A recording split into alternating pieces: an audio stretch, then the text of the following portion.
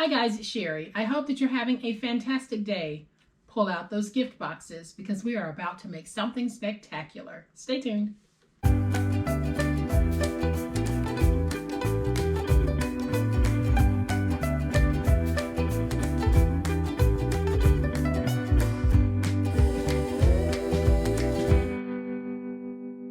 So welcome everyone. I am so appreciative that you are choosing to spend a portion of your day with me. And a big thank you to everyone who has bought me a coffee and to all of my monthly members. You guys are truly helping me to keep this channel running. I am so very grateful. Thank you. So from all of the comments I've received recently, I know that a lot of you have either purchased a lot of gift boxes or you have gift boxes in your stash that you have had year after year after year because either you haven't needed them or you haven't known what to do with them. Well, today we're going to do another craft using these awesome gift boxes.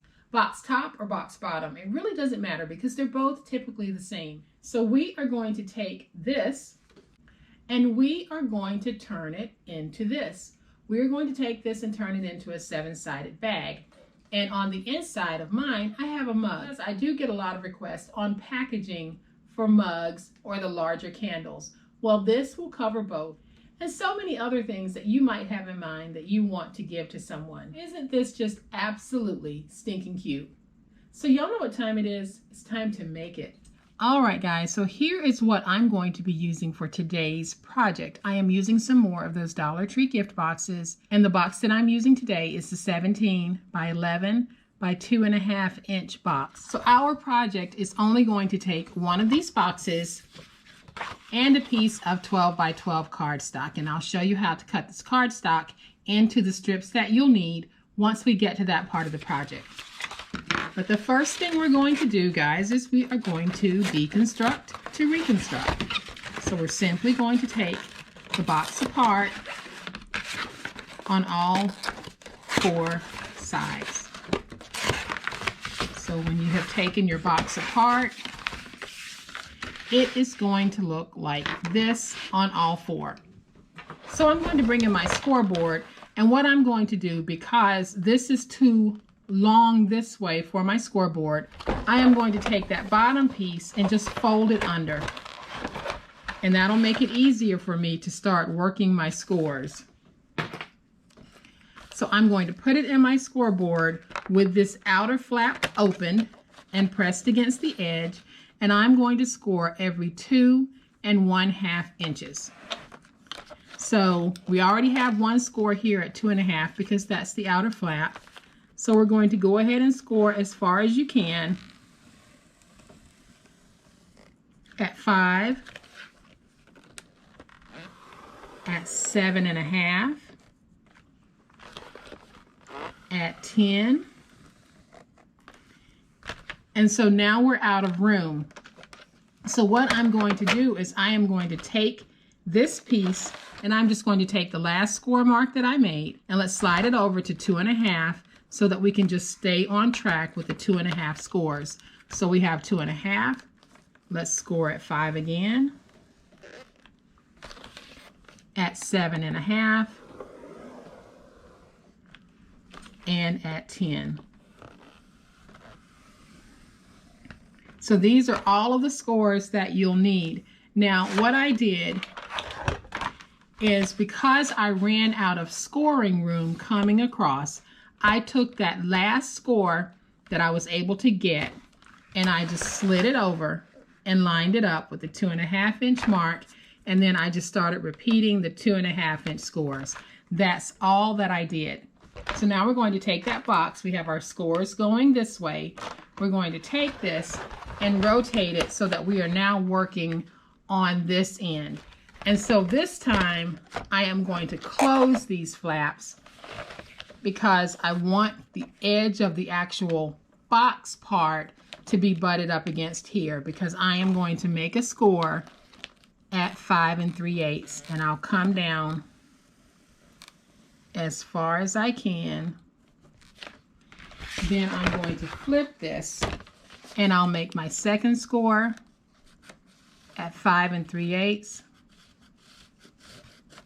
And I'm not going to worry about meeting this, and I'll show you why in just a minute. So now that we have all of our scores, you're going to notice that I didn't take my scores all the way to the edge. Usually I'll do some type of flip, but this time I didn't. And you'll see why in just a minute, because it's really not going to be necessary. So now we're going to fold and burnish all of our scores, and you'll see why I really don't have to worry about going to the end, because once I have a really good score on the majority of this, everything else just lines up where it needs to be. So now that we have folded and burnished all of our scores running this way, we're going to go ahead and take our box and we're going to fold it in this direction. And because we have the majority of this box scored in this direction, we can now just take our big old spatula or whatever it is you're using to burnish that score. And so once you have all of your scores folded and burnished, you're going to notice that when you fold over, you're going to have one side that is wider than the other side. The side that is wider is the bottom of your box. So this is the part here that we're going to fold over for the top. So now that we have done all of our scores folded and burnished, you're going to notice that you have this wide piece here, then you have a narrow piece here. This narrow piece is actually your glue flap, so we need to go ahead and get rid of this piece altogether. So I am just going to trim it out and remove it. So now we're going to need to create our glue flap. So I don't want all of this and I don't need all of this. So I am just going to take my finger blade and trim. And basically what I did was I trimmed a nice glue flap. But we have some more trimming to do because we don't need these pieces in the corner. So let's go ahead and remove those.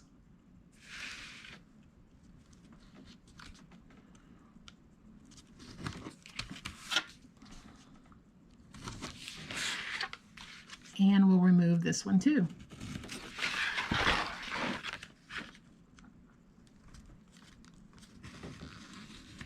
So now your project piece should look like this. You should have 2.5-inch panels coming all the way across, and then you're going to have this glue flap here. So now that we have everything to this point, we don't need one of these two halves here. And I am going to remove this rectangle from the top portion of the box. Remember, the widest portion here is the bottom of your box. So I am just going to take my finger blade and we're going to remove this piece. And so your box should look like this. And then on this side, it should look like this. And the next step is, here at the bottom, we want to release all of these tabs. So I am going to do a slight angle on both sides of the score mark. So what I mean by that is, here is my score mark right here. I'll do a slight angle, an angle there when I cut.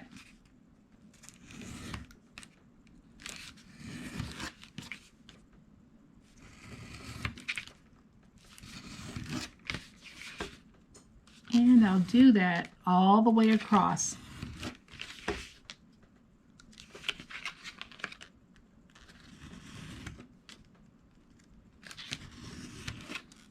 And so now I have released all of the tabs across the bottom. I really didn't need to do anything here because that was already cut for me.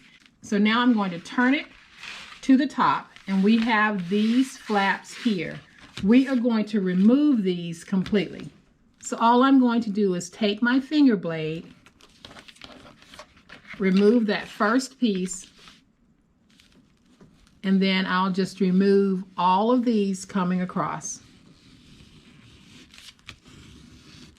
Okay, so here is our project piece. We have one more thing to do before we're going to put this together. we have our center flap here. So 1, 2, 3, 1, 2, 3. This is the center. And all I'm going to do is go up to the score mark and drag down.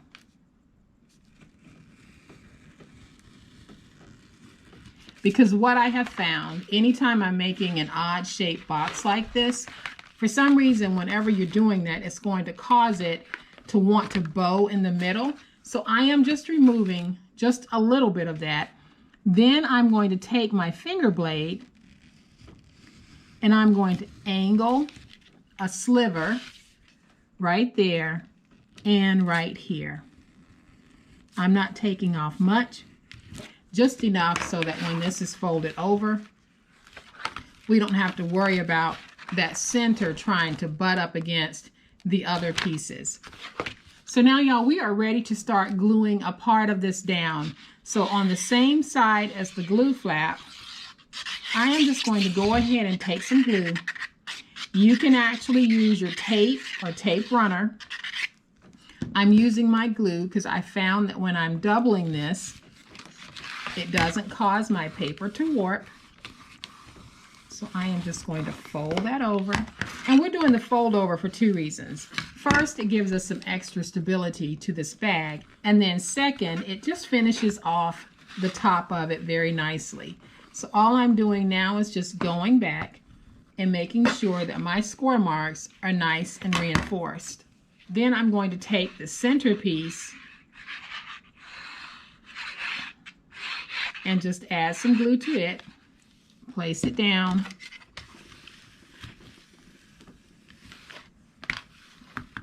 getting it nice and stuck.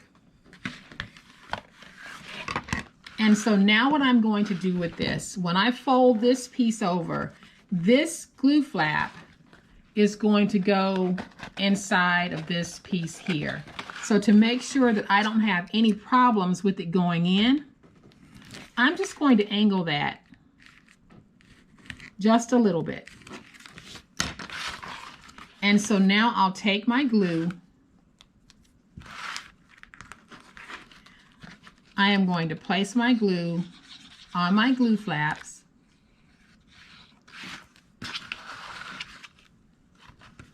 And I'll also go ahead and place my glue all over this. And I'm just going to add a little bit up here because I want to make sure that I have a nice stick on this. And so now I'm just going to put this down a little bit. I'm not going to go in and do that final stick because I need to take this piece and just slide it on the inside like that. We'll get everything nice and matched.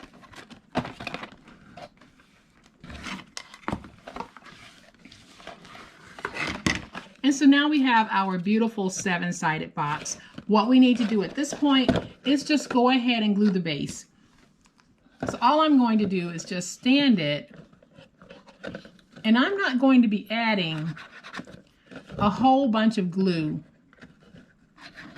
I'm just putting a little bit in different spots, and then I'll take it and I'll fold these over.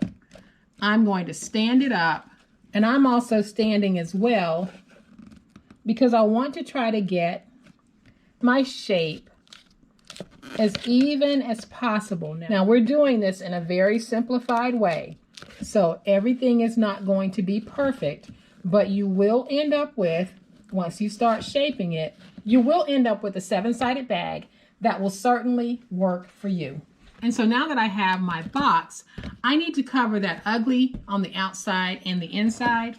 So what I'm going to do is, y'all, I am going to sacrifice a box, and it's going to be one of the smaller ones.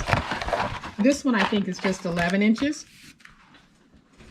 And so what I'm going to do is going to be very elementary. So if this isn't the way that you would do it, that's okay. This is the way that I found works for me. So I am just setting my box down, and I'm taking my pen, and I'm just making me a mark. just tracing the outline of this box. And then I'm just going to use my finger blade, and I will bring in my ruler, and I'm going to go in about 1/8 of an inch all the way around this piece and trim it out. And like I said, if you have a way that works for you, go ahead and use your method.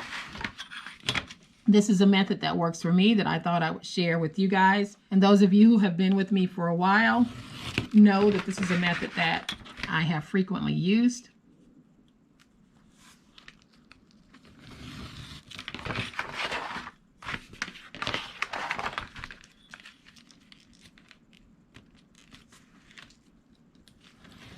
So I am just going inside of my trace marks and trimming.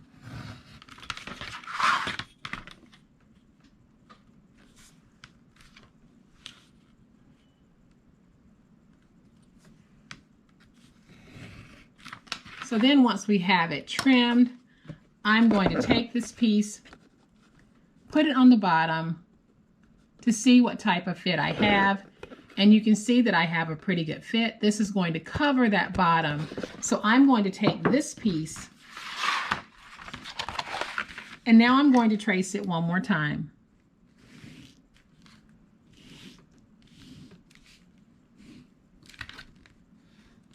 And now I'll take my ruler, and then I'm going to go inside of my pin mark.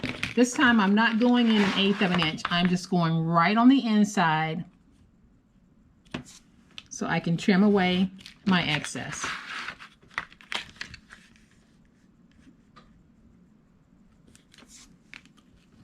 So I'm almost done trimming this out, but I'm going through the process on both pieces so that you guys can see exactly how I do this. So on the first piece that we trimmed out, we went in about 1/8 of an inch inside of the trace mark. On this piece, we're simply going in right inside of that trace and trimming out. And the reason why on the second piece I didn't go in 1/8 is because I know this is a good fit. So it should also be a fairly good fit on the inside as well. So now I'm going to take my piece,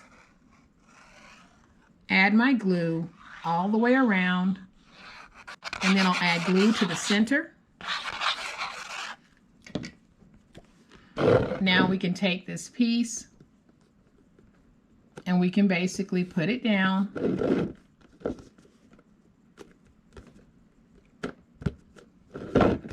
Covering that bottom, and then I'll just take my big old spatula and just try to make sure I have everything nice and stuck. So you can see the base looks a whole lot better than it did when we had all of the bottom flaps just showing. So now we're going to do the same thing on the inside. So I'm first going to take this piece and put it inside just to make sure that it's going to fit, and I can see that it is. So I am going to take it out, add my glue all the way around and in the center. Now I can take this piece and just put it down on the inside.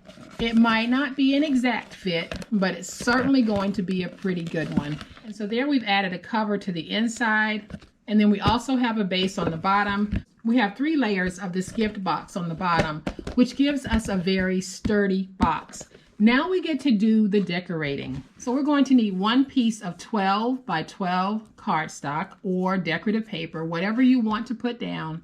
And I decided to go with this beautiful scene because I love it. Now, what we need to do is we need to separate 2.5 by 12 that we're going to be using for the handle, and the rest we'll use to panel off to decorate that box. So the first thing that I want to do is I want to go ahead and make my handle. So I am going to take this piece that measures 2.5 by 9. I'm going to score it on the 2.5 inch side at 1 and at 2. But I actually want the snowflakes to be the outside, so I should be scoring on the side that I want facing out. So I'm going to score at 1 and at 2. And now I'm just going to fold and burnish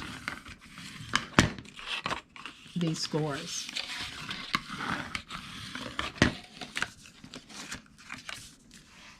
And I'll take my glue and I'm going to place my glue on my piece. I'll fold it over and I'll use my big old spatula to get that stuck. And then I'll place glue on this piece.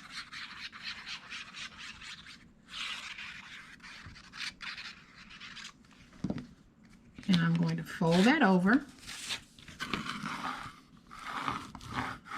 and get it stuck. And now I'll use my big old spatula just to get a little curl going and to help spread that glue even more.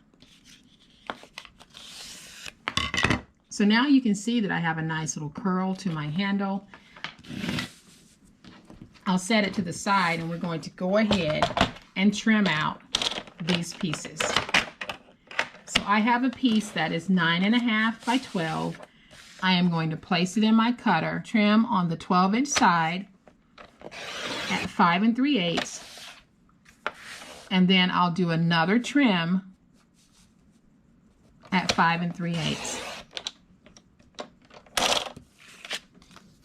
And then I'll take this piece that is now 9.5 by 5 3/8, and I am going to trim myself a whole bunch of pieces that are 2 3/8 of an inch wide. So that's 2 3/8.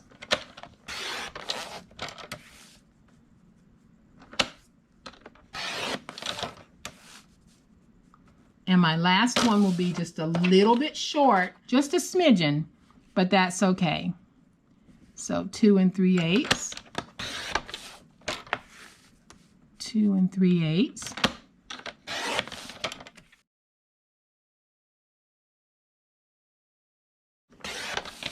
And so now I'm just going to lay it out so that I can make sure that when I'm putting it down, my scene is going to stay complete. Now I was able to get 6 pieces at 2 3/8, and then I have one piece that is slightly smaller than that, but it's really not going to make a difference when you start laying these down. So I'll find the front of my box and I'll just start placing these down. So all I'm going to do is take my tape runner. You can lay this down with tape. You can even place it in your Xyron sticker maker if you have one, but I'm just putting down some tape, and then I'll take my first piece, and basically what I'm trying to do is just get it placed down so that my white space is fairly even. Then I'll take my second piece, because like I said, I really want to keep as much of that seam together as I can, because I think it's a really beautiful little winter seam. So now I'll take this piece, making sure that I line it up with that piece, and I'll place it down like that, and you can already see just how beautiful this is going to be. Then I want to make sure that that is the piece that would go there.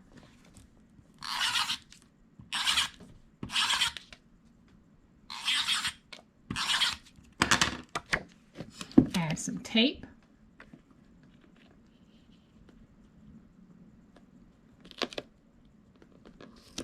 Take that piece and put it right there. And don't y'all think that is just so stinking cute?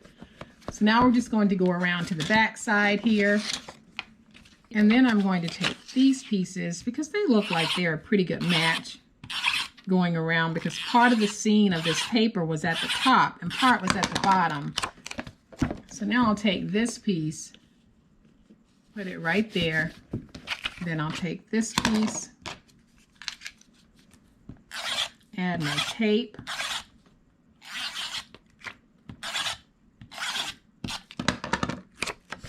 and I'm going to place this piece,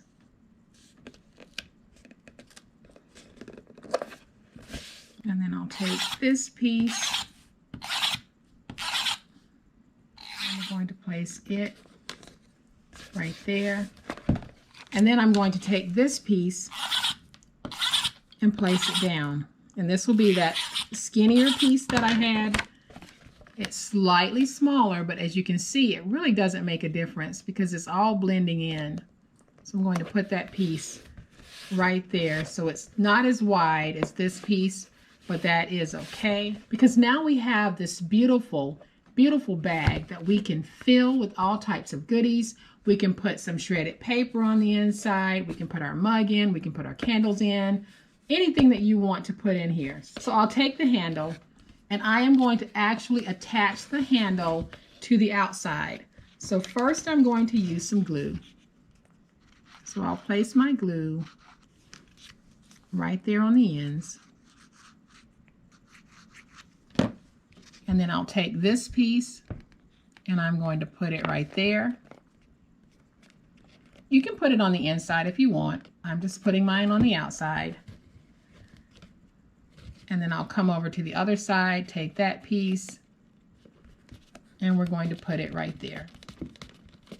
And so now this is how it looks. I raised my camera so that you could get a really good look at the whole project. And this is what our sides look like. So to reinforce my handles, I am actually going to just punch a hole using my little paper piercer.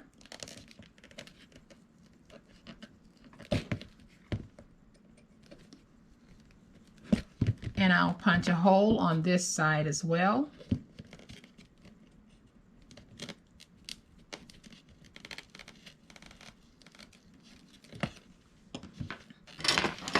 And now I'm going to use my little metal snaps. And I'm calling them snaps. I know a lot of you have different names for them. Whatever it is that you call them, if you're looking for these, I have a link in the description box. So basically, I think this time I am going to go with my silver. They come in 3 sizes, so you'll get a piece that has a prong on it like that. And I am going with the middle size for these. So what I have is that prong piece, and then I have the little snap head. I'm going to take this piece, punch it through so you can see it's right there on the inside. I'll take the snap head and just snap it on. You can hear that snap. I'll do the same thing on this side. I'll take my piece, push it through that hole, and just snap. So right now, these snaps can be removed because I haven't set them permanently. I am about to set these using a way that doesn't sit well with a whole bunch of you, but it works for me. So this is the way that I'm going to do it. I know this isn't the way that a professional does it, but this is the way that works for me. So I'm going to take my chunky and I'll just go inside and tap that piece into place, and now it's permanent. I'll do the same thing here.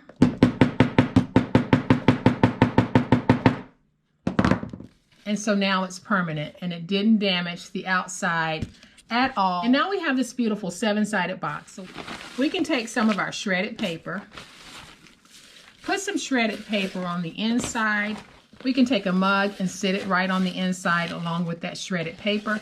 I don't have any Christmas mugs. This is actually a Thanksgiving mug that I had from last year. So we can put that on the inside just like that. And now we have a beautiful gift that is ready to be given. I would actually cover the top of the mug with some more shredded paper, but you don't have to. And because my bag already has a beautiful scene on it, I really don't want to take away from the beauty of it. So I'm going to keep my embellishments on this very simple. I am going to take some scrap that we had left over, and I am going to trim just a little white border around this. I'll punch a hole, and I'll take some twine and feed that twine through the hole. And now I have a sweet little tag that I can just tie on here. And I'm not even going to tie it in a bow. I'm just going to tie it in a knot. And I'll trim away that excess. And now what I have is a sweet little tag that says snow days are the best days. And so there we have our super sweet 7-sided bag. And like I said, this is perfect for those large candles, mugs, or anything else large where you can't find just a standard box or bag for it. Go ahead, pull out those gift boxes and make your own. So I am going to bring that first one back in so that y'all can see just how gorgeous These absolutely are. So I hope that you have found this video helpful and inspirational. If you have, please hit the like button. If you are not a subscriber to my channel, I would love to have you join this amazing online crafting family. You guys, as always, please be safe, be kind, happy crafting, and we'll chat later. Bye.